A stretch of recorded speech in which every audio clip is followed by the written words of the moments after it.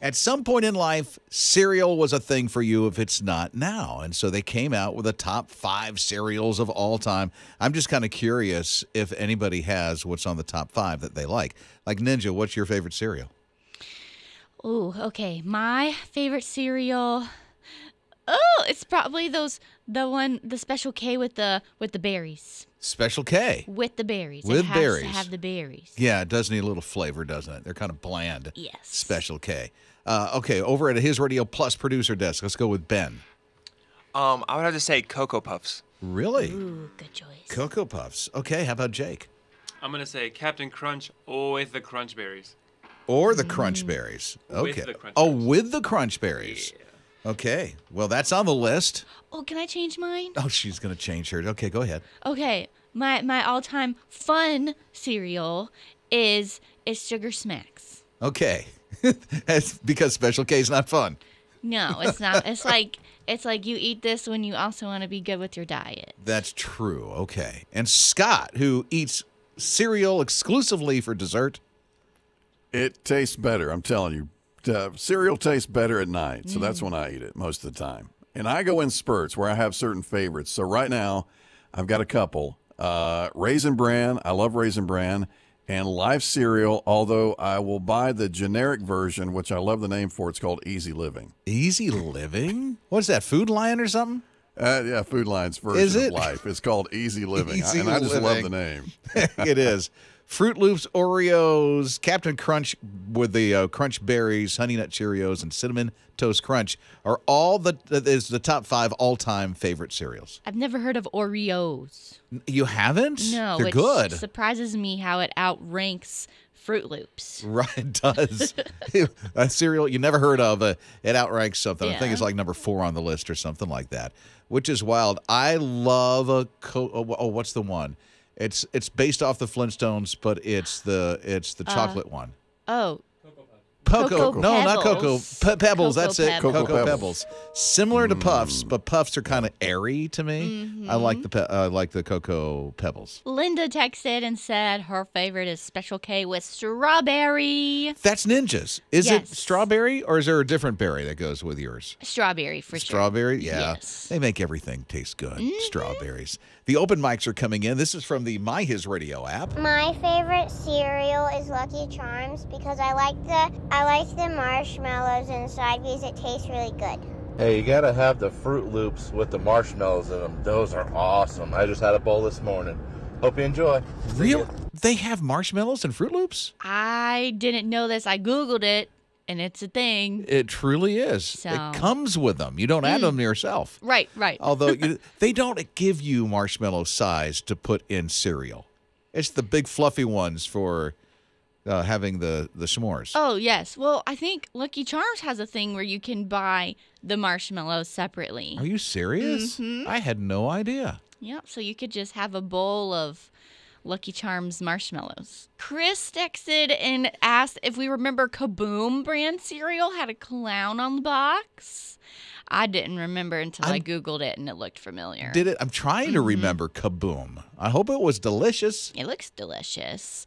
Then Reggie texted that his favorite is honeycomb. Loved honeycomb. Oh, yeah. And Ashton said her favorite is Dino Bites with marshmallows. I haven't heard of that one, but it does sound scrumptious. Here are the open mics from the My HISRadio app. My name is Lauren, and my favorite cereal is Fruity Pebbles. My name's Josiah, and my favorite cereal is Apple Jacks. My favorite cereal is Cinnamon Toast Crunch, and you cannot go wrong with that. Hey everybody, my name is Claire, and my favorite cereal would probably be Lucky Charms or Frosted Flakes.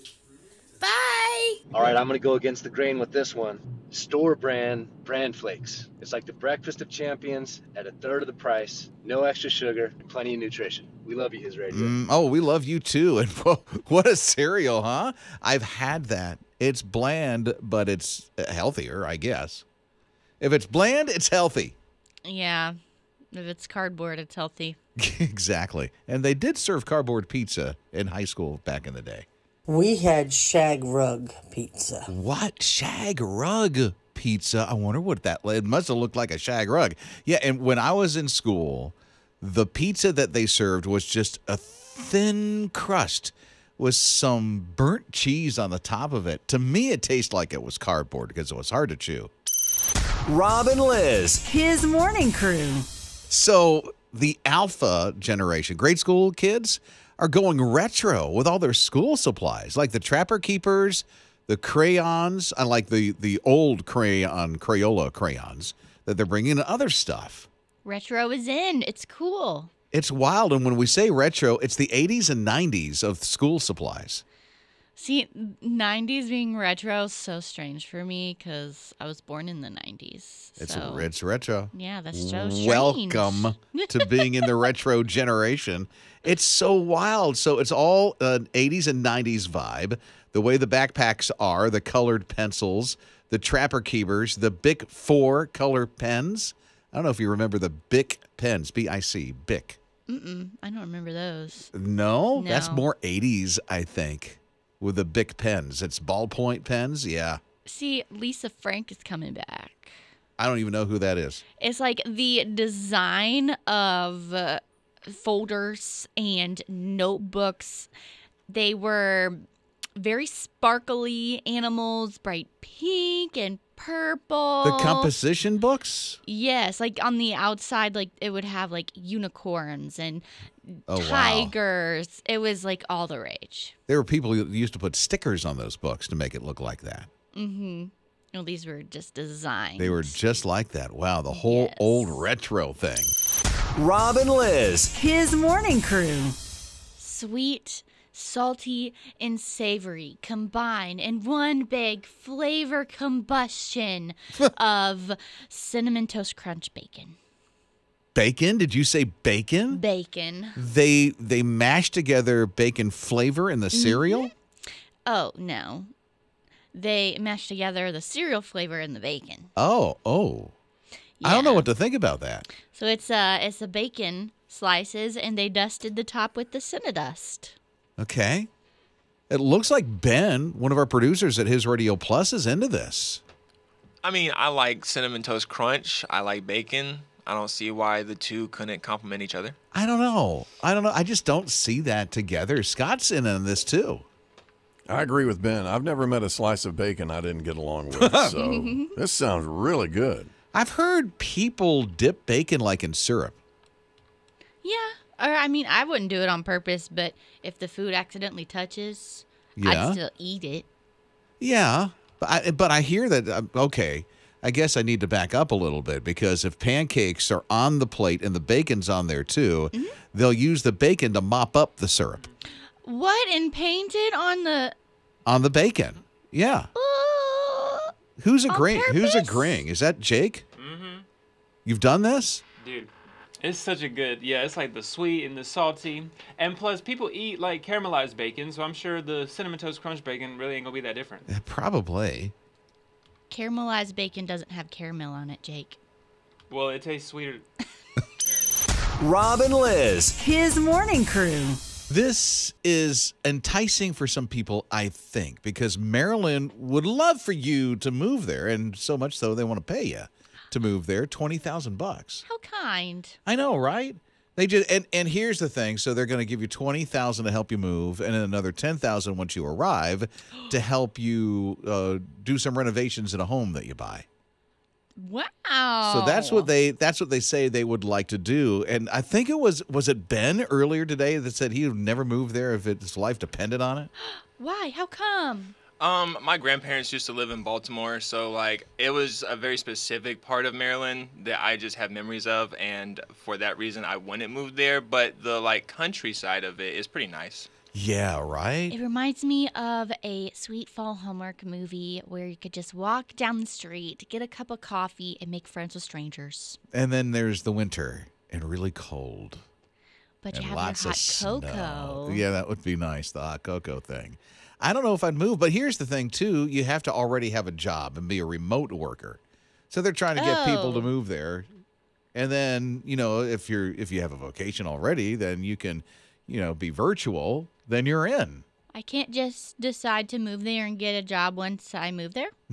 Absolutely not. What if I'm No. a remote worker here? No. And we need move you to here. Maryland? Look at her trying to go. Rob and Lizz. His morning crew. Marcus, let me tell you about this guy. He is a fourth-generation farmer in Arkansas. I mean, for 4 generations, the farm was bought back in his family in 1914. Just talk about, for 4 generations, the farm was for this family. But what's so neat about this family is that they've set up things to help support those who are underprivileged and need some kind of vocation and learn how to farm and even live off the land, which is really neat that they're doing this for a lot of people that are in Arkansas. That's cool. Teaching new skills, too. Especially to the youth. They have this one thing called the Seeds to Success Youth Academy. And it's all agricultural education for these students, which is really neat that this family invests to do that for the community.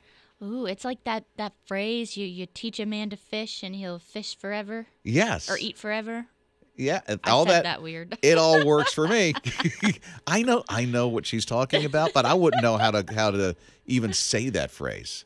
I mix it up every time. You can teach a man to fish. Or you give a man a fish, he eats for a day. You teach a man to fish, and he eats for a lifetime. I think there that's you go. it. You nailed it. Rob and Lizz. His morning crew. What a better way to promote sleepwear than have a giant pajama party? Sleepwear, huh? Yeah. Who's doing the sleepwear? IKEA, which I didn't realize IKEA sold sleeping stuff. You mean like clothing? I guess like decor, like for your room. That would make sense. Yeah. Because I've never been to IKEA, so I've never been. I know a lot of people who have, but I guess you can order from there, right? You actually have to go to the store. Yeah, but it's so fun, the experience going into the store.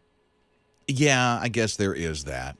I drive by the Charlotte one all the time. I'm like, I never go in. It's a bucket list of mine. Is it? But IKEA decided they were going to break a world record and have the largest pajama party ever.